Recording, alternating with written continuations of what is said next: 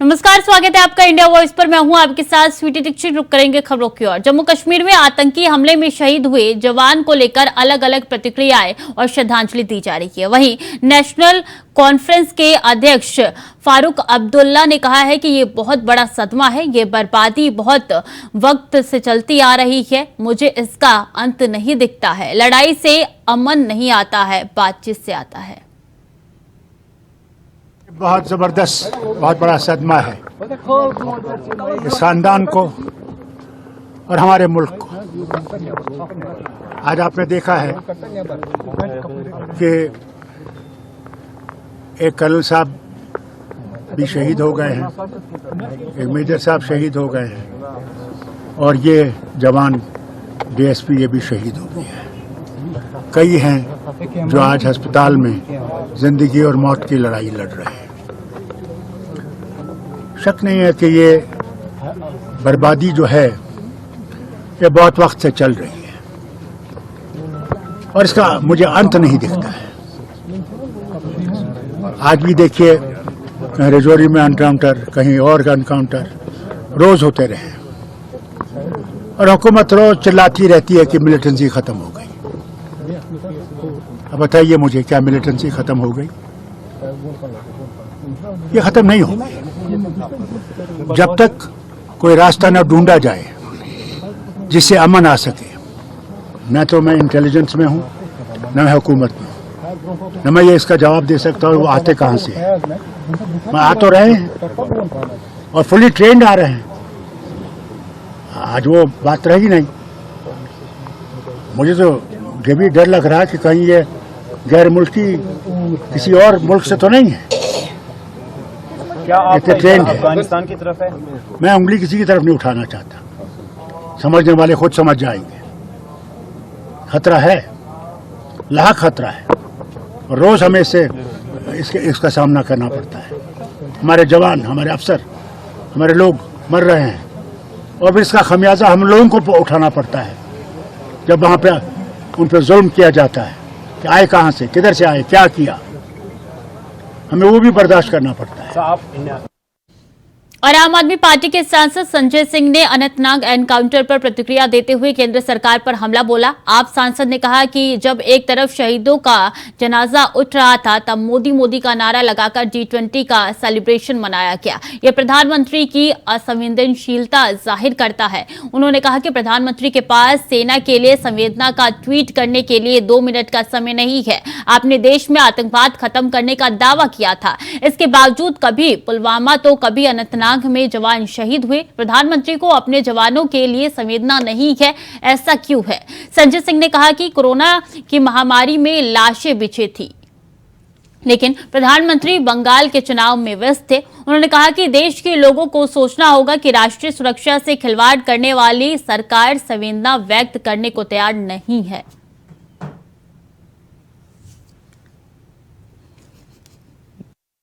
पूरे देश को अपने इन महान वीर सपूतों के ऊपर गर्व है। वहीं दूसरी तरफ भारत के प्रधानमंत्री नरेंद्र मोदी और उनकी सरकार के ऊपर धिक्कार है कि जिस तरीके से कल जब हमारे शहीदों का जनाजा उठ रहा था, प्रधानमंत्री नरेंद्र मोदी जश्न मना रहे थे। जब हमारे शहीदों का जनाजा उठ रहा था, सेना उनको सलामी दे रही थी। एक पिता नम आंखों से अपने बेटे को श्रद्धांजलि दे रहा था। लोग चीख रहे थे, मातम मना रहे थे। उस वक्त मोदी के नारे लगाकर G20 का जश्न मनाया जा रहा था। यह भारत के प्रधानमंत्री की संवेदनहीनता की पराकाष्ठा है। अपने सेना के अधिकारियों के प्रति आप संवेदना का ट्वीट करने के लिए 2 मिनट की फुर्सत नहीं पाते। आपने दावा किया था इस देश में आतंकवादियों का खात्मा होगा। आपने दावा किया था कि जम्मू कश्मीर में आतंकवाद को आप समाप्त करेंगे। कभी पुलवामा में हमारे 40 जवान शहीद हो जाते हैं, कभी 4 अगस्त को हमारे जवानों के टेंट पे हमला होता है, हमारे जवान शहीद हो जाते हैं। और प्रधानमंत्री नरेंद्र मोदी गुरुवार को मध्य प्रदेश के दौरे पर है। उन्होंने सागर के बिना रिफाइनरी में 50,000 करोड़ के पेट्रोकेमिकल प्लांट की आधारशिला रखी। रिफाइनरी से 3 किलोमीटर दूर हड़क तलखाती गांव में सभा को संबोधित करते हुए कहा कि इसी बुंदेलखंड में कांग्रेस ने लोगों को बिजली, पानी और सड़क जैसी सुविधाओं के लिए लोगों को तरसा के रखा है। मोदी ने कहा कि इंडिया गठबंधन सनातन को तहस नहस करना चाहता है।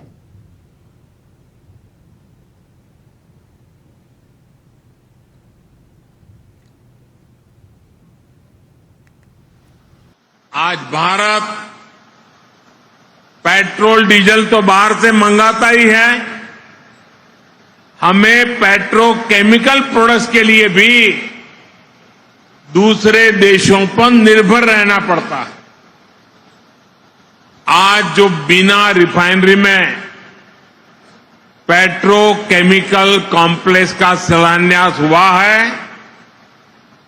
वो भारत को ऐसी चीजों के उत्पादन में आत्मनिर्भर बनाने का काम करेगा। बहुत से लोगों को ये पता ही नहीं होता कि जो प्लास्टिक पाइप बनते हैं, बाथरूम में इस्तेमाल होने वाली प्लास्टिक की बाल्टी और मग होते हैं, प्लास्टिक के नल होते हैं, प्लास्टिक की कुर्सी टेबल होती है, घरों का पेंट होता है, कार का बम्पर होता है, कार का डैशबोर्ड होता है, पैकिंग मटेरियल होता है, मेडिकल उपकरण होते हैं, ग्लूकोज की बोतल होती है, मेडिकल सिरिंज होती है, अलग अलग तरह के कृषि उपकरण होते हैं। इन सभी में पेट्रोकेमिकल की बहुत बड़ी भूमिका होती है। अब बीना में बनने वाला ये आधुनिक पेट्रोकेमिकल कॉम्प्लेक्स इस पूरे क्षेत्र को विकास की नई ऊंचाई पर ले देगा, ये मैं आपको गारंटी देने आया हूं। इससे यहां नई नई इंडस्ट्री आएगी, यहां के किसानों, यहां के छोटे उद्यमियों को तो मदद मिलेगी ही, सबसे बड़ी बात है मेरे नौजवानों को रोजगार के भी हजारों मौके मिलने वाले हैं। बीना और बेतवा दोनों का आशीर्वाद मिला हुआ है और मुझे तो महीने भर में दूसरी बार सागर आकर आप सभी के दर्शन का सौभाग्य मिला है और मैं शिवराज जी की सरकार का भी अभिनंदन और धन्यवाद करता हूं कि आज मुझे आप सबके बीच जाकर के आप सबके दर्शन करने का अवसर भी दिया। पिछली बार मैं संत रविदास जी की उस भव्य स्मारक के भूमि पूजन के अवसर पर आपके बीच आया था। आज मुझे मध्य प्रदेश के विकास, उस विकास को नई गति देने वाली अनेक परियोजनाओं का भूमि पूजन करने का अवसर मिला है। ये परियोजनाएं इस क्षेत्र के औद्योगिक विकास को नई ऊर्जा देगी। इन परियोजनाओं पर केंद्र सरकार 50,000 करोड़ रुपए से ज्यादा खर्च करने वाली है। आप कल्पना कर सकते हैं 50,000 करोड़ क्या होता है? हमारे देश के बहुत सारे राज्यों का पूरे साल का बजट भी इतना नहीं होता है जितना आज एक ही कार्यक्रम के लिए भारत सरकार लगा रही है।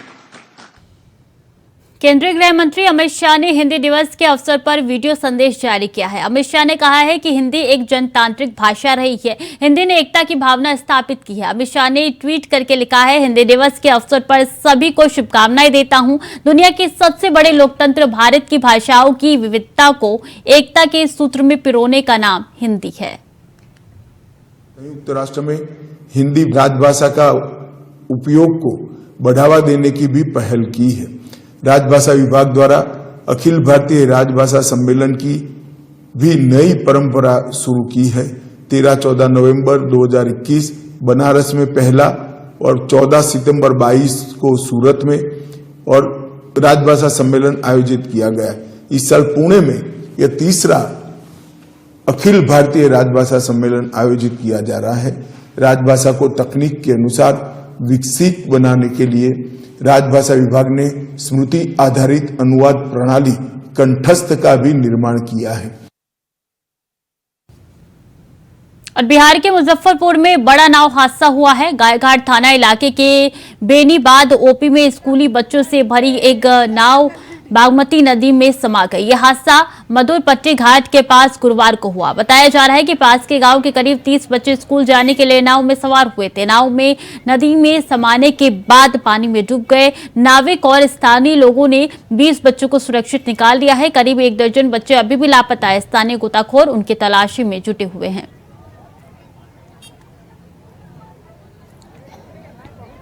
अभी कहीं भी आईडीएम को देख रहे हैं, चिंता घट गई है तो उसको देखेगा। दूसरी बात है, जो भी इससे पीड़ित हुए हैं उनके परिवार को तो किया ही जाएगा मदद। अभी कहीं भी आईडीएम को देख रहे हैं, चिंता घट गई है तो उसको देखेगा। दूसरी बात है, जो भी इससे पीड़ित हुए हैं उनके परिवार को तो किया ही जाएगा मदद। अभी कहीं भी आईडीएम को देख रहे हैं, चिंता घट गई है तो उसको देखेगा। दूसरी बात है, जो भी इससे पीड़ित हुए हैं उनके परिवार को तो किया ही जाएगा मदद। सूचना मिलने के 1 घंटे के अंदर हमारी टीम पहुंच गई है। अब इनको नाव तैयार करने में थोड़ा समय लगेगा, लेकिन अभी दोनों ऑपरेशन में लगे हुए हैं। देखिए, उस सूचना जो है उसके हिसाब से है कि लोग 10 लोग तो रहे हैं, बाकी लोग तो 10 लोगों को निकाल लिया गया है। और स्थानीय मुखिया जी हैं, उनके आंकड़े लिए हैं, वो उनका कहना है कि 10 लोग लगभग जो है मिसिंग। नाविक ने जो बताया कि जितने लोगों को लेके वो चले थे, नाव यहाँ तक आ गई थी, लेकिन वही उतरने के क्रम में जो आपस में इन लोगों का हुआ उसी में पलट। फिलहाल वक्त तो चले छोटे से ब्रेक का, जल्द लौट रहे हैं। ब्रेक के बाद एक बार फिर से स्वागत है आपका। चलिए खबरों में आगे बढ़ते हैं। डूंगरपुर सर्किट हाउस पहुंचे आम आदमी पार्टी के प्रदेश प्रभारी कीर्ति पाठक। इस दौरान उन्होंने प्रेस कॉन्फ्रेंस कर कांग्रेस और बीजेपी पर तीखा हमला बोला। साथ ही उन्होंने कहा है कि कांग्रेस और बीजेपी ने भला किया होता तो आज आदिवासी कच्चे मकानों में नहीं रहते होते। आज जहां 75% आबादी एसटी है, फिर भी उन्हें जनगणना के अनुसार आरक्षण नहीं मिल पा रहा है। इस दौरान उन्होंने कहा कि अगर राजस्थान में आपकी सरकार बनेगी तो दिल्ली पैटर्न राजस्थान में भी लागू किया जाएगा।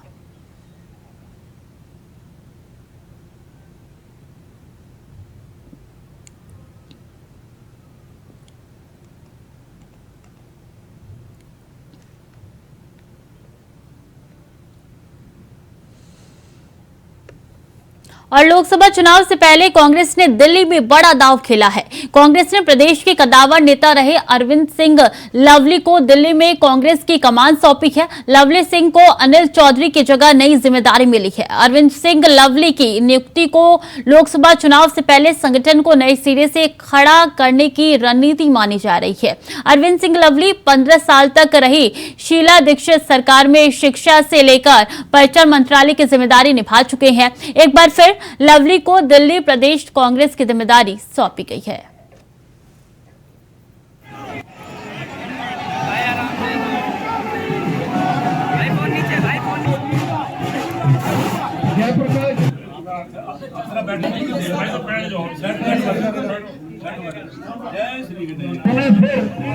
दिल्ली प्रदेश कांग्रेस कमेटी के प्रांगण में मैं मल्लिकार्जुन खड़गे साहब का, सोनिया जी का, राहुल जी का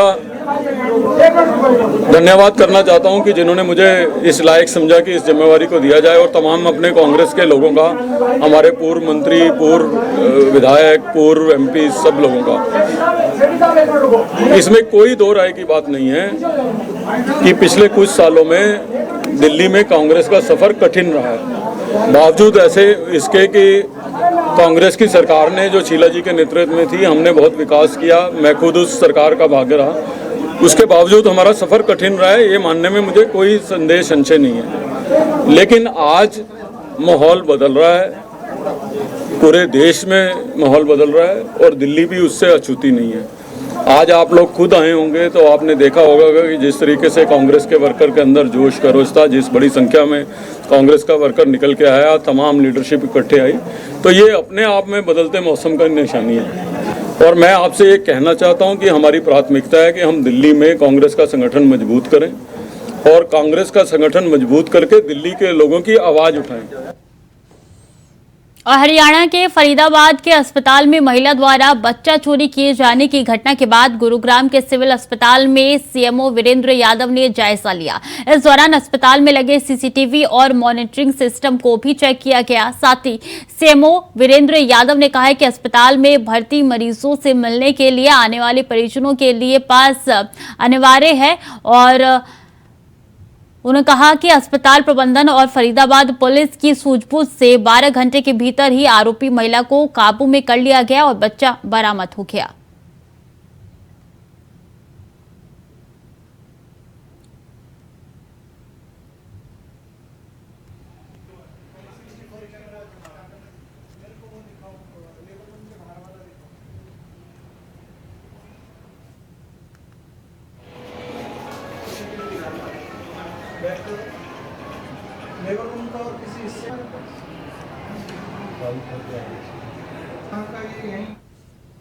जम्मू कश्मीर में शहीद हुए पंचकुला के कर्नल मनप्रीत सिंह, तो वही कर्नल मनप्रीत सिंह के आवास पर सन्नाटा छाया हुआ है, लेकिन उनके धर्मपत्नी जगमीत ग्रेवाल को अभी तक उनकी शहादत की जानकारी नहीं दी गई है। सिर्फ उनकी पत्नी को अभी तक इस बात के बारे में जानकारी नहीं दी गई है कि उनके पति घायल हुए, ये उनको बताया गया है। बता दें कि जम्मू कश्मीर के अनंतनाग में आतंकियों के साथ मुठभेड़ में सेना के 2 अफसर और एक पुलिस अधिकारी शहीद हो गई हैं। अफसरों में एक कर्नल, एक मेजर और एक डीएसपी शामिल है। आतंकियों ने सुरक्षा बलों पर उस वक्त गोली चला दी जब वो सर्च ऑपरेशन चला रहे थे।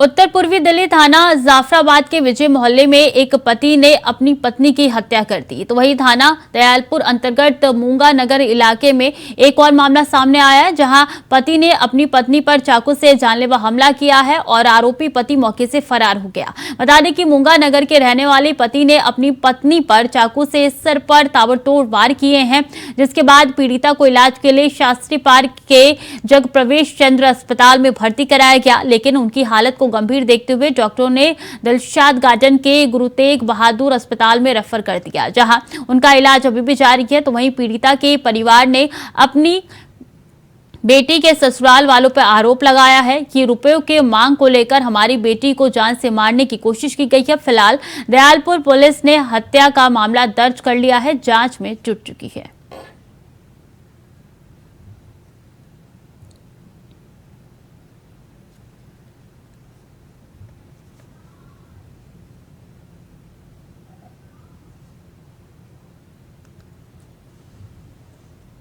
खबर बीकानेर से है, जहां गाड़ी से कुचलकर 2 भाइयों की हत्या कर दी गई है, जिसको लेकर राजपुरोहित समाज के लोगों ने कलेक्ट्रेट स्थित कर्मचारी मैदान में धरना लगाया है।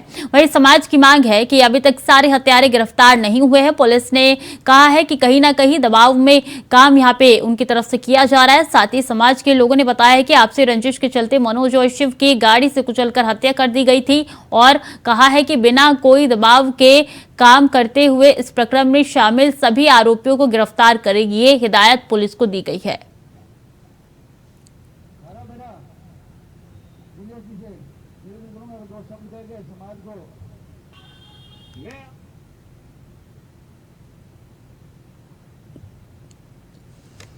तो समाज के लोगों ने यहाँ पे धरना दिया है। गाड़ी से कुचलकर 2 भाइयों की हत्या कर दी गई है। अब पुलिस पे आरोप लगा रहे हैं कि यहाँ पे दबाव के कारण वो आगे कार्रवाई नहीं कर रहे हैं। तो बीकानेर के लोगों का कहना है कि यहाँ पे जो 2 भाइयों को मारा गया, हत्या की गई है, उनका इंसाफ दिलाया जाए और पुलिस इस पे सख्त से सख्त कार्रवाई करे, उन लोगों को बख्शा नहीं जाए, इसका खासा ख्याल रखें। क्योंकि पुलिस बता रही है कि अभी तक कोई भी सुराग नहीं मिला है, लेकिन यहाँ पे ग्रामीणों का कहना है कि पुलिस किसी न किसी के दबाव में आकर काम कर रही है।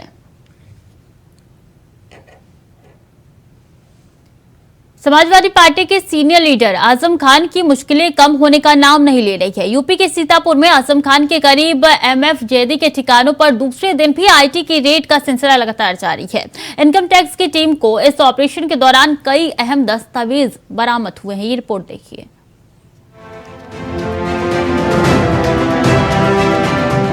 समाजवादी पार्टी के कद्दावर नेता और पूर्व कैबिनेट मंत्री मोहम्मद आजम खान पर आयकर विभाग की छापेमारी कल से लगातार जारी है। करीब 30 घंटे से ज्यादा का समय हो गया और आजम के अलग अलग ठिकानों पर आयकर का एक्शन लगातार जारी है। अली जौहर ट्रस्ट को लेकर हो रहे एक्शन में मेरठ से लेकर देहरादून, नोएडा तक टीम जमी हुई है। आजम खान के जौहर अली ट्रस्ट को लेकर चल रही छापेमारी के क्रम में इनकम टैक्स की एक टीम सहारनपुर भी कल डेरा डाले हुए है। CP गोयल एंड कंपनी के प्रतिष्ठान पर कल आयकर विभाग की टीम ने दिल्ली रोड पर दस्तावेज खंगाले थे। आज बताया जा रहा है कि टीम CA के चिलकना रोड स्थित न्यू सम्राट विक्रम कॉलोनी आवास पर पहुंच गई है। रामपुर में आजम खान के घर आयकर विभाग की छापेमारी लगातार जारी है। लगातार आयकर विभाग की 40 टीमें जांच पड़ताल में जुटी हुई हैं। इसके साथ ही आजम खान की जौहर यूनिवर्सिटी और चमरौआ विधायक नसीर अहमद खान के यहाँ भी लगातार छापेमारी जारी है। आयकर विभाग की टीम में नोएडा, देहरादून और बरेली के अधिकारी मौजूद हैं।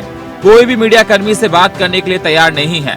मेरठ में 24 घंटे से भी ज्यादा समय भी आयकर विभाग की टीम ने रिटायर्ड इंजीनियर के घर पर छापे की कार्रवाई लगातार जारी है।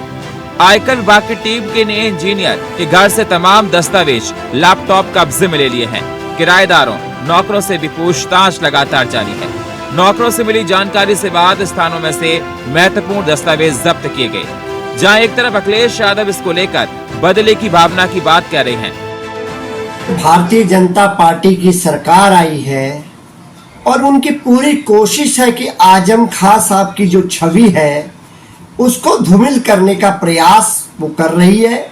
केंद्र की एजेंसियों को दुरुपयोग हो रहा है और निश्चित तौर पर आप कहना चाहता हूँ, माननीय आजम खान साहब का दोष केवल इतना है कि उन्होंने बच्चों की बेहतरी भविष्य के लिए विश्वविद्यालय बनाया।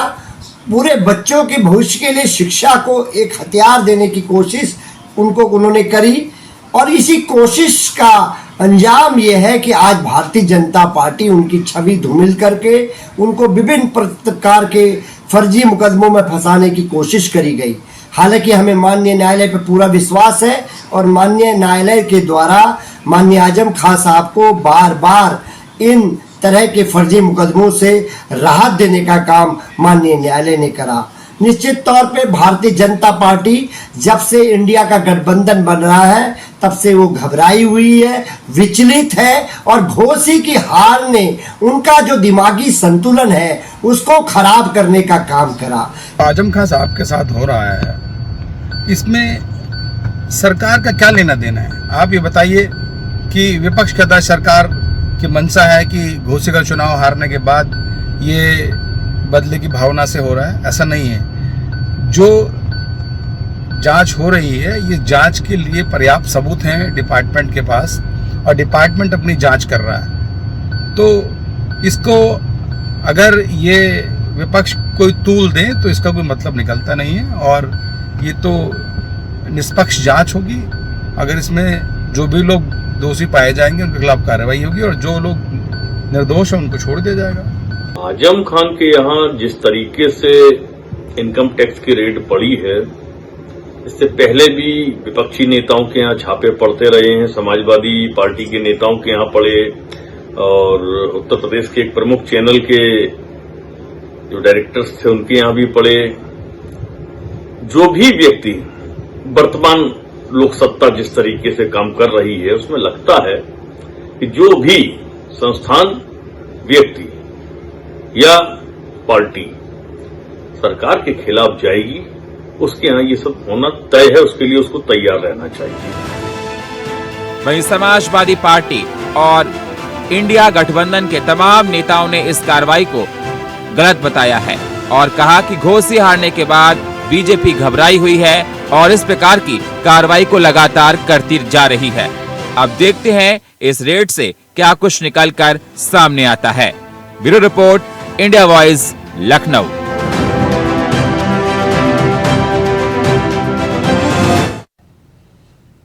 तो फिलहाल के लिए बुलेटिन में इतना ही। खबरें लगातार जारी, देखते रहे इंडिया वॉइस।